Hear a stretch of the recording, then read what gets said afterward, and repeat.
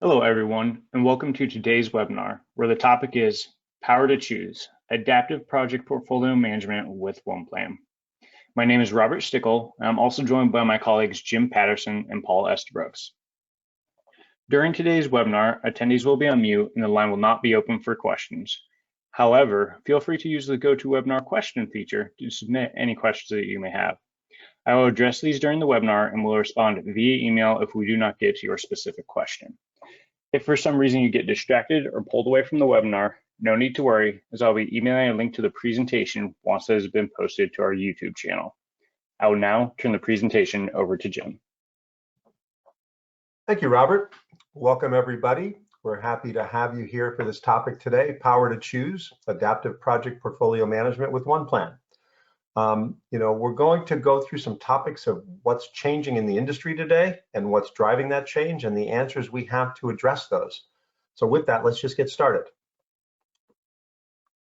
So the catalyst for a lot of this change that we're talking about and the need for adaptive project and portfolio management is driven by what we keep hearing in the marketplace about digital transformation.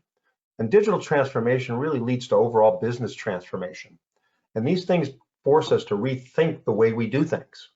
If we think about digital transformation, the inevitable impact is the fact that we're going to have adoption challenges across the enterprise on the way we do work, and also challenges of disruption in the ways we do business and interact with our end customers. We think about the changes that have happened over time with retail stores and online shopping, whether it be the way we consume video as opposed to picking up DVDs or tapes and doing streaming now, the way we're doing online app services instead of taxi cabs, and even things that are happening with automobiles and the changes in those things. It all drives the need that things are becoming much more digital. So even what were considered brick and mortar businesses in the past have more technology plays involved in order to reach their customers. And what that does is it impacts the way we do projects within an organization. It impacts executives for thinking about the innovative ideas that we have and the way they control those things, the PMOs and the nature and the types of projects that they're working on. We have heavy loads on our software development organizations to fulfill on the things that we need to address these market conditions and changes and demands. And then we have to serve this and maintain it so that we have good customer service and such. So it impacts all areas of an organization when we do this. And there's no relief anytime soon. The speed or the pace of change in business just continues to accelerate, meaning the pressure is here to do things faster and quicker and respond to changes as they occur. That drives what we coin as a shift to the left. And that shift to the left in relation to this diagram talks about moving to more iterative, more to quick delivery, delivering in smaller chunks as opposed to the old waterfall type of approach of plan, design, build, test, and deliver a big bang product at the end of a long development or project cycle.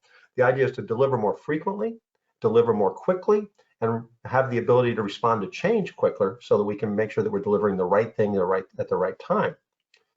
Now, in order to move faster, people have been grappling with different tool sets. Some of the legacy tools we're given by our organizations don't necessarily reflect the new agile and quicker ways that we want to try and get things done. This is just a reflection of what one organization that we've worked with is talking about in the different disciplines and the different departments within the company. How many different tools are being used to aggregately manage and define projects, programs, and portfolios in their organizations?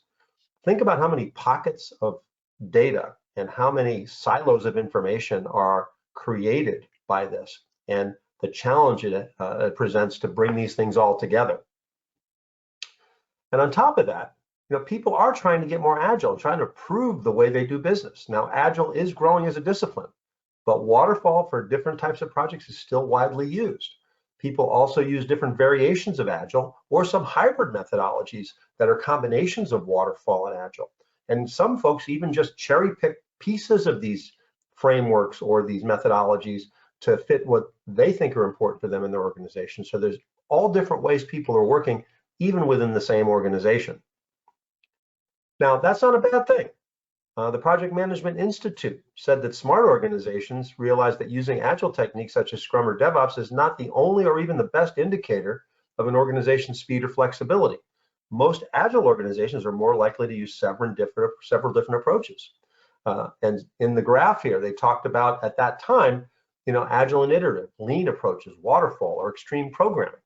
These are just some of the methods that we're talking about here, and it's okay to do that if they fit the type of work and the nature of the projects that you're doing within your organization. So the real question we have to ask ourselves is, where are we in that Agile transformation spectrum? And we talk about that concept of moving left, we can apply it to this diagram as well.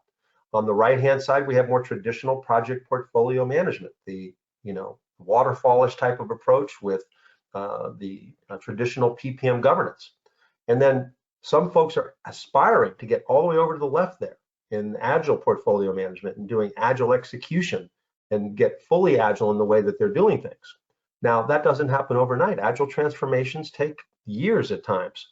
And so whether or not you aspire to get all the way to the left, or you might have some hybrid type of scenario ongoing, that adaptive portfolio management piece in the middle that we're here to talk about today can either be a stop along your journey as you have a combination of types of projects and methods that you're using on your way to going fully Agile, or there might be this whole technological equilibrium that says in your organization you have the scenario where ongoing you realize that you're always going to have some mix of projects and you're going to be in this adaptive mode for the foreseeable future. The key is adaptive portfolio management is where we see a lot of traction and a lot of activity for us as we work with customers today. So adaptive PPM has another dimension. You could be managing many portfolios within your organization. Here's just some. Project portfolios is common. People have program portfolios. People have product portfolios if they're delivering products to market. And IT service portfolios are things that are being managed within an organization to describe the full nature of work and investments that companies are making. And adaptive PPM is really designed to provide more holistic and complete transparency for insights, a single source of the truth, a place where you can get visibility so you can make quick adjustments, as we talked about, to shifting priorities of the business, be able to have automated consolidation of information so you're not doing manual mashups of this stuff. The key is to be able to provide this, regardless of the source or methodology, a framework by which we can actually do good portfolio management across our entire sets of portfolios. Now, the Gartner Group says adaptive project management and reporting process flow doesn't look all that different from what we did traditionally. There is a demand and intake part of this. There is the prioritization and selection piece of what we're going to work on. Then you have to source and plan your projects, and then you have to execute and report progress along those things. And every step along the way, you're reporting both at the project level and the portfolio level. The key with adaptive project management or adaptive PPM is that you're often using multiple execution tools, different methodologies, different execution methods, and sometimes supporting continuous delivery models. And the benefits are that we can reduce overall project durations if we do this correctly, promote continuous customer responsiveness, and be able to adapt better to changing customer needs or changing market needs. And then, really base, our approach is based on time to value. How quickly can we get things and generate value for our internal and external customers? And that can apply to a variety of delivery methods. In this graphic from Gartner, whether it be digital products or applications and assets, products and services, programs, projects, or whether you're using Agile and DevOps or other types of approaches, this can apply across all these different types of work and natures of portfolios that you might have. And if you really take it another step further, we need to be working on the right things, right? And so there's a strategy component to this. Not only do you might want to have a portfolio where you're executing on strategy, but maybe aligning your projects and your initiatives with those strategies to make sure we're working on things that are directly contributing to the overall direction and objectives of your organization or your company. The challenge is if you're using different tools, different methodologies, as you see at the bottom of this graphic, and the initiatives might have a wide variety of these things. How do you report that up through the organization? PMOs today, they are responsible at one aspect of what they're doing is to give leadership a full picture of how their investments are tracking, how things are progressing, when we're going to get things, what are the right things that we should be doing, what should we be starting, what should we be stopping, what should we adopt. And the key is you want to be able to roll those things up in terminology that is in the language of the business that leadership wants. You know, the Agile teams may have things like velocity charts and other types of things that they're looking at, but leadership may not speak that language. They may want the language of the business on how the investments are tracking, how the financials are doing, what are our KPIs across all these different projects. And they may roll up through programs and different strategic themes and through multiple portfolios, all the way up to corporate goals and strategies. And the idea is, how do we consolidate and translate that information into common information? So trends that we see out in the marketplace and that Gartner has found in surveys is that EPMOs are embracing the proliferation of multiple tools out there. And they're integrating these tools as needed rather than forcing people to use tools that may not exactly fit the way they work. And strategic portfolio management technology for portfolio monitoring and decision making is definitely becoming more and more prevalent as they try to align and do the right things for the organization. And domain-specific PMOs, like IT PMOs, are rejecting traditional project management methods and tools and adopting more adaptive approaches so that they can support things like continuous delivery. And PPM vendors, like ourselves, are offering multiple PPM technologies to support a variety of use cases, or bringing these things all together, as we're going to show you today with OnePlan. Now, we showed you the proliferation of tools, and we talked about how that could create all these different silos of information. And if we want to talk about costly and inefficient uses of time, especially at a time when we're trying to get more efficient and deliver more quickly, you know, manual data crunching of multiple tools and data sources is a drain. Manual report creation, formatting and updating that into a common format, and doing that manually each reporting period is really not efficient use of time. Data reentry is time consuming, and also by rekeying information in these aggregations is prone to errors. Chasing team members down for status and updates, you know, not another productive use of time. Packaging and distribution of reports to different stakeholders at different organization levels. Once again, something we could possibly do without. And just trying to track completeness and timeliness of submissions. Do we have all the information? Is everything updated currently? And understanding what that is, these are things that we can automate in a good adaptive PPM system.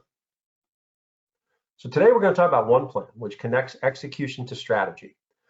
This Microsoft-centric diagram talks about a portfolio at the top that is being fed by a variety of different tools: the new project for the web, the traditional Microsoft Project Professional, and Azure DevOps, some more agile things. But there's also non-Microsoft components that can be fed into this as well. And being able to provide portfolio top-down capabilities, like the ability to plan portfolios, whether they be KPI driven or more timeline type of perspectives like you see here, or maybe from a more agile portfolio board perspective as we work at this through this with more agile teams, or even roadmap type of views of the portfolio for the more product-oriented or product-centric type of folks. And be able to provide consistently across your portfolio resource capacity planning and tracking, financial planning and tracking, regardless of what execution tool or methodology is being used, to have that be brought in consistently. And then, as we've been talking about, being able to use the execution or work management tools of your choice, whether they be more traditional waterfallish type of tools that you see logos for on the left, or more agile tools on the right, being able to provide consistent status reports regardless of where the source of information is coming from. And we can even layer on that strategic layer. So if we think about the portfolio views that I showed you in the last slide, and layer on top of that the execution of strategy, and then also being able to align those strategies with the actual projects and initiatives that we're working on, we now have a complete system from top down and bottom up. So as we talk about that journey from traditional to agile with the adaptive piece in the middle, OnePlan actually has an answer for all these modes that you're in everywhere across your journey. The more waterfallish approach with things like Microsoft Project, more adaptive by using, in this case, you're looking at logos for Azure DevOps and Microsoft Project feeding this, or maybe a more agile approach that's just Azure DevOps and maybe Jira or other tools like that feeding into your process. And having out-of-the-box integrations, because things are moving so fast and the tools are moving fast, nobody wants to be in the business of developing their own one-off custom integrations to APIs these days and having to maintain them as things change over time. OnePlan provides out-of-the-box connectors for the more popular tools out there, for whether they're Agile software development tools, financial ERP, HR systems, other work management tools, service management, CRM tools, ideation tools, etc. And the ability to do these things, OnePlan is built on the Microsoft cloud, and it employs a Microsoft Fuse strategy, meaning you can actually use OnePlan standalone in your favorite browser and do all the things that we're going to show you today. But if you're using other Microsoft tools, like you're working in Teams and collaborating in that, you can actually work with OnePlan in Teams as a authorized Microsoft Teams app in the context of all your collaborative work in a collaborative hub. If you work in Azure DevOps as an Azure team, as an Agile team, you can actually work with OnePlan right within the context in your Azure DevOps environment. The same thing holds true with Dynamics 365 and in the Power Apps environments that Microsoft is moving towards. So Paul is going to demonstrate things for you in the portfolio realm, using a variety of planning tools feeding into that portfolio. He's going to show you resource capacity planning. He's going to show you financial planning. Also, the ability to do prioritization and what-if scenarios with portfolios based upon selecting projects based upon your resource constraints, or doing the same thing based on your financial constraints.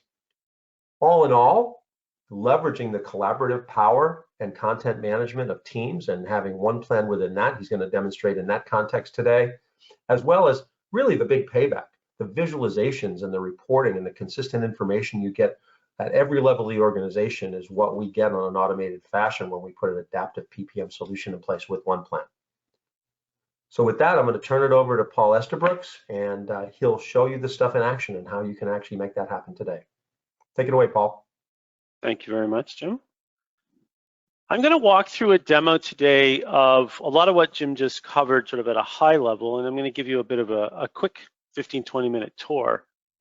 I'm demoing this inside Teams. I could demo it in OnePlan on its own, as Jim mentioned a minute ago, but I'm going to demo it inside Teams so you can see sort of that fusion of the tool in the Microsoft platform. So I'm just going to move the Teams stuff over a little bit to give myself a little bit more room. So I'm in my OnePlan. This is our adaptive environment. I'm going to start with just quickly with ideation. So the idea that I could capture ideas, align them in this particular example, you'll see they're grouped in this view by business unit, and I could come in here, define what I need to know about an idea, give it a journey that it will follow as it goes along, capture those ideas, review them, approve them, moving them into the portfolio appropriately, where they then can begin or continue their journey, I should say, and develop out into a full-scale business case, and ultimately, if selected or approved, a project for delivery. So we could start here in this tool with intake. Wanted to sort of show that as sort of the beginning of the journey for an initiative.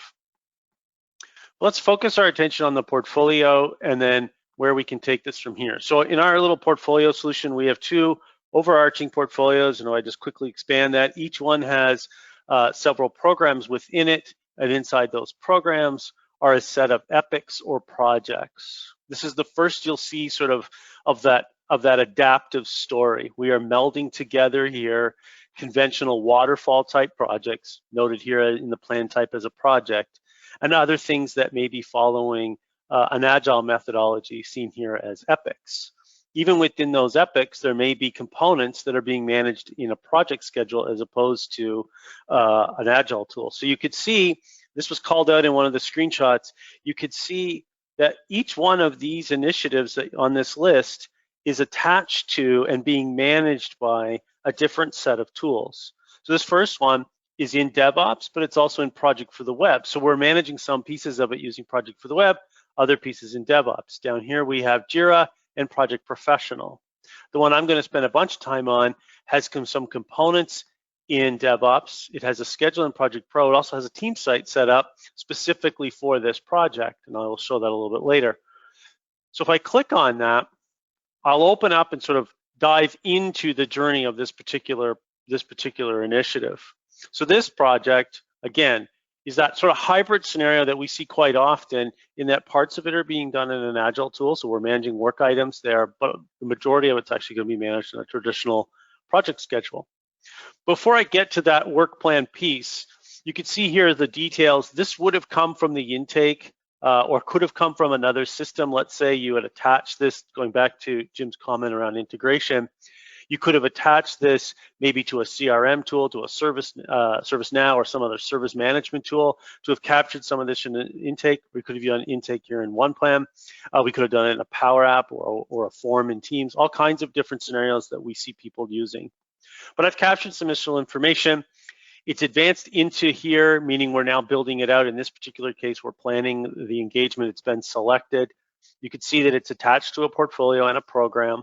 It's also attached to some objectives and key results. And I won't demo all of that today, but that's the whole strategy piece that Jim mentioned there with some of the slides that we can link to that higher level component of defining the corporate strategy. And this particular initiative ties back to that. It has an owner and all the rest of that information, business case data, standard stuff that people like to capture. But then we also have financial data and other things. And we have some project health that we're pulling in from a status report, which I'll show here shortly. So lots of information and a standard stage gate model that's fully configurable to support whatever governance structure or gate model that you may have. Next up, I want to quickly look at the financials, because this will become very helpful in a minute when we get into some of the prioritization to sort of understand where this came from. Let me just back the comparison out. We'll just look at the budget for now.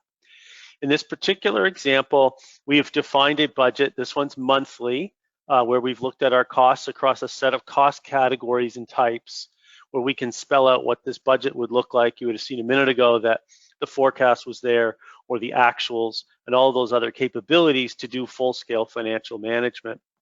But right now, I'm just looking at the budget. And I'm going to make this point repeatedly, but I'll start here. It doesn't matter to me which tool I'm going to use to execute this project. I don't need to have cost resources in a project schedule or some other method. I've abstracted myself from that.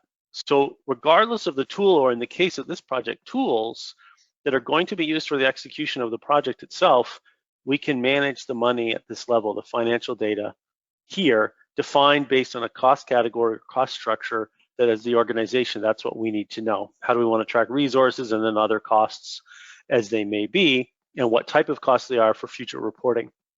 So I have all that information. I can capture budgets, my forecast. So I have my initial budget. Now, how is that playing out? I could have actuals. They could be entered here.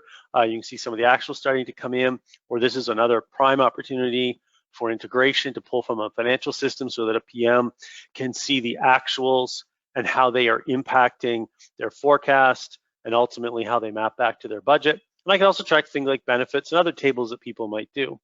So I could look at my actuals compared to my budget. How are we tracking? Obviously, we haven't incurred actuals in these upcoming months. Next, I want to look at resource plan. And again, I'm abstracted from the scheduling tool I'm ultimately going to use. The various tools in the Microsoft suite alone treat resources differently. So to have a full understanding of our resource pool and where we have conflicts and where we have challenges, I need to be able to speak a common language. So our tool looks at this as a comparison against capacity.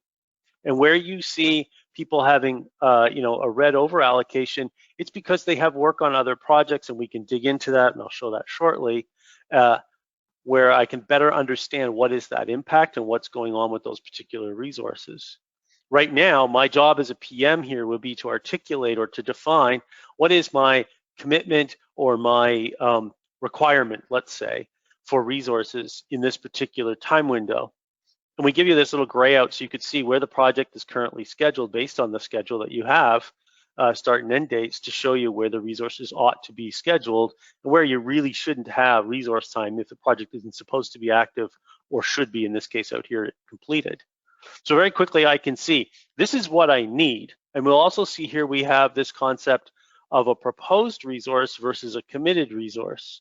and the idea of a generic resource versus a named resource. So I have this ability to say, I need a PM or I need a developer. This is when I need them and how much I need them. We could turn on what we call negotiations and go and make that request and fulfill on that request. But if I'm in the process of modeling my project, I may lean towards using generic resources to just understand what it might look like. And as I proceed through and start doing detailed planning and actual execution, those become names that I want to start to pull in. So I could do things like come here and say, well, I want to do, find a resource, find by best match, and who are my possible project managers that could fulfill on that particular role. So this is the exercise a PM can do as they're refining their project. Once again, abstracted from the scheduling tool they actually intend to use. Right now, we're simply looking at, in this case, hours by month, and then how we deploy those available hours or that forecasted set of hours is how we're going to manage our schedule to the level of detail we need. Third, we'll look quickly at the work plan. And this is where we start to bring into play all those different scheduling tools. Right now, I am looking at the project schedule. This is linked to Microsoft Project Professional in this particular example, and this gives us a view of that schedule. We would do our detailed updates to this schedule back within Project Pro itself, but I have that view here where I can see it. Likewise, if I just flip over to backlog, these are the items actually being managed in Azure DevOps. So that's that hybrid scenario where some of these tasks are being managed there because that's how the development team wants to work, or that's what we need to, how we need to engage them, whereas the rest of the project is going to follow a more conventional project schedule. Likewise, in here, I can track issues, risks, changes, key decisions, and other items. So they're all done in this sort of as a type of work and part of what we want to be able to work on. Okay, I have all that information. Lastly, while I'm here, quick look at a status report. I mentioned this earlier when I showed the details page. This is where we would come in, we capture our status, and we can submit it. We can also go and look at past status reports that we have created along the way. So we have a full history of those status reports. So we're capturing that information about this project in a common language, but still allowing people to execute it in the manner in which they need to. So having sort of done the deep look at the project, I'm going to step out for a second and go back to the portfolio and say, how do I prioritize? I've got work being executed in a variety of tools, potentially across several business units, and I need to make sense of where are we with respect to budget, or where are we with respect to resources, and how do we manage all of that? So why capture all that data if I can't make some core decisions with it? So that's what we're going to try and do. I'm going to grab my prioritization view, show you a few of the capabilities here that we have available to us. First one is we can do a straight stack rank. You will see that each of these projects have a prioritization score. This was information first captured in intake, further developed on that details page within the project schedule as part of the business case exercise. We've scored it, given it a score, and I have the option to literally drag and drop projects up and down based on our determination of priority. And priority may mean something has happened in the business that we must respond to, such as a pandemic, and we need to move some projects up regardless of their score in a conventional scoring model or in the sort of overarching scoring sense. But no, we need to prioritize them because of something that's transacted or has occurred. Otherwise, let's say let's not play around with just moving stuff. Let's actually look at this in the context. I'll go first with budget quickly, and then I'll look at this from a resourcing perspective as well. So with budget, I could see here, I've set a target, very basic with this particular target of $500,000 a month that we're supposed to be spending. Some months were good, some months were not. So I have a couple of options. I could potentially move projects around within that time window, literally drag and drop a project, as you can see, move it around and see what impact that might have here. I didn't actually move it, so it won't. I could also just, let's go back to sort of base case here, and let's take some of these proposed or on hold projects out, and you'll see each time it's recasting the budget down below. And what you're seeing is I'm getting closer on some of these to solving some of my money issues. I bet if I move some of these projects around and took advantage of available gap here, might help smooth this out more. So very quickly, through those kind of combination of levers of moving when projects start and stop and so forth, as well as what's included in the portfolio that I'm looking at, what I exclude by unchecking it, you can see how I'm mapping to the money to get this down to where I need to be. And when I'm done, I simply save that scenario so that I can come back and look at this later. And you can see there's some in here already. So if I go look at the best case, you may see, oh, this one's based on resources, which is where I was headed to next. So this resource demo now looks at this. It says, I want to know the same thing on resources. So I'm just going to go to none. And I'm going to flip this over to resources, and I'll come back to that. Same view. Now I'm looking at my projects and saying, based on our available resources, you can see we have over allocation in some of these particular roles or people, and they're critical to what we want to do. So what it's telling us is we can't necessarily do all the projects that we want to given the resource pool. And you can see we've started to uncheck some projects and bring some others in as we're looking for a way of getting this done. So if I start to add a couple of projects in, for example, you'll see there we go, a lot more red. So that's telling us to do all this work, we either need more people or we need to delay or uncheck or pause some of the work because of the capacity of the resource pool. I'll say this one more time. I don't care what tool's being used to manage these projects because we did our resource planning against capacity at an aggregate level based on hours per month, not necessarily detailed loaded tasks, so that we have the ability to compare a project being managed in Planner to a project in Project Pro and another one in DevOps, and still be able to make this level of support this level of decision making when it comes to where is our priority, what resources do we have, what resources do we redeploy, where might we hire in order to get the work done that the various groups in the organization are attempting to execute. So quick look at prioritization. We have other built-in views that people find quite valuable. One is this concept of boards. So to be able to look at a board by business unit or a board by priority by strategy or goals by program, and start to look at how are our different projects working in this particular type of view, and to understand using these strings, the relationship between different projects, whether they are dependent, whether it's a blocker, or whether it's related in some other way. So I have different views here that I can look at. Strategic alignment by goals, go and see a different view. You can create as many views as you'd like. These are the different projects and how they fit and how they relate to each other within the different columns. In this case, a column is strategic alignment and the lanes are goals. Lastly, common view people are always asking for is the idea of a roadmap. Being able to see, in this particular example, all of the projects we have going on by business unit and how are they relating to each other. You can see the interrelationship, you can see some milestones, and they're color-coded as the cards were on the board by overall health. So quickly I can see a couple of projects there that are red. That's concerning within that business unit. What are they related to? How might that be an impact going forward? Very visual, easy to sort of consume the data and understand where things are.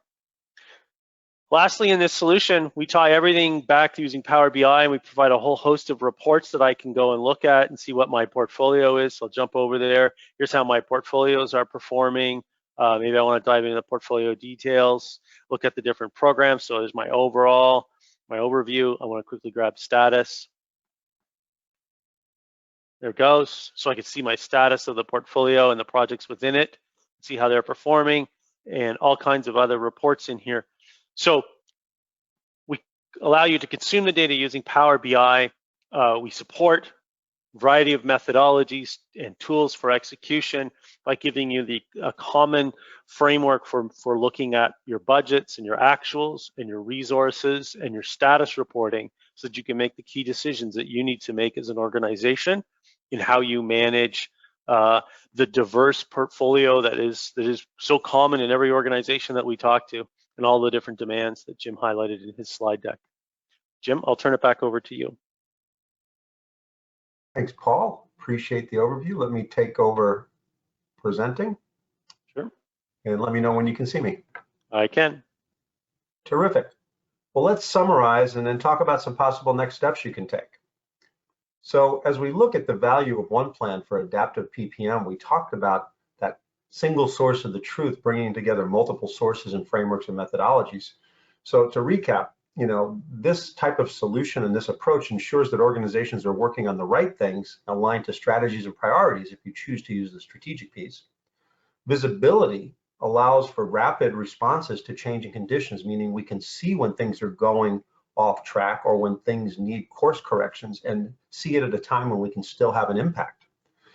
It also keeps users working in their preferred tools and solutions appropriate for their role, their project management maturity, and for the type of work that they're doing, which is conducive to being more effective and more efficient. It also supports a variety of execution methods and tools, Agile, waterfall, some hybrids thereof. It also improves adoption by minimizing duplication of effort and unnecessary complexity. Nothing frustrates users more than having to enter the same data in more than one place, just for the purposes of feeding information up the chain or feeding multiple systems with the same information. Also, OnePlan provides a modern user experience that will drive better participation and compliance. The easier it is to use, the more modern and streamlined the capabilities are, the more likely people are going to use it and use it consistently. And by integrating, all work and resources into a common hub, we can not only get visibility of how the portfolio items or projects or initiatives are doing, but also the work and financial aspects of this come into view, as Paul was demonstrating to you. One of the offshoots of this is that teams can continue to be as agile as they need to be, but leadership gets the visibility and the metrics that they require in the form and format and in the language that they demand. And also, Paul showed this to you in Teams, as well as all the power of OnePlan within this adaptive PPM arena. And together, they provide better collaboration and decision support across all areas of the business. And just the power and collaborative piece of us communicating within Teams as a hub and adding the power of OnePlan into that domain really adds a powerful combination. So if you're interested in taking a look and getting hands-on with that, if you go up to AppSource in Microsoft, www.appsource.com, we do have a free trial available of Adaptive Project and Portfolio Management. You can get an instance of this for a limited period of time with data built in so you can get the visuals and those types of things. So please feel free to go up and do that. We also have different scenarios up there. You'll see maybe different OnePlan options up there for just strategic portfolio management or agile portfolio management or professional services automation in addition to the adaptive portfolio management. But to do the things and see the things you saw today, the adaptive piece is what you want to look at. Now, we do webinars like this all the time. We have another one next week or another two over the next 2 weeks. Next week on April 29th, we're going to be doing enterprise resource capacity planning in an adaptive project management world. And then on May 6th, we're going to do innovative financial planning in an adaptive project management world, doing a little deeper dive on the financial aspects that Paul gave you the high level on today. So if you go to our website at oneplan.ai/webinars, you can register for these webinars if you're interested. So some next steps. Definitely we encourage you to take advantage of the free trial offer that we have out there. If you're interested in talking about what it would take to get you from where you're at into a solution like this, we're happy to schedule a free roadmap workshop with you to kind of understand where you're at, where you're looking ahead, and talk about the process and steps it would take to get you into a tool like this, as well as what kind of licensing and approaches or costs might be involved with that. So happy to do that with you. And if you want to go deeper, more than just the generalized demo that we gave you today, we're happy to schedule a personalized one-on-one demo for you and your organization and focus on the use cases and the challenges you have in particular. So with that, I'd like to thank you. If you want to reach out to us with inquiries in general, you can get to us at contact@oneplan.ai. And if you want to reach out to either myself or to Paul individually, our emails are here as well. And you'll get a copy of this slide. We'll be sending out to you a copy of the recording of this, as well as a copy of this slide deck for your reference. So thank you again for taking time out of your busy days, and we really truly hope to engage with you moving forward. Have a great day.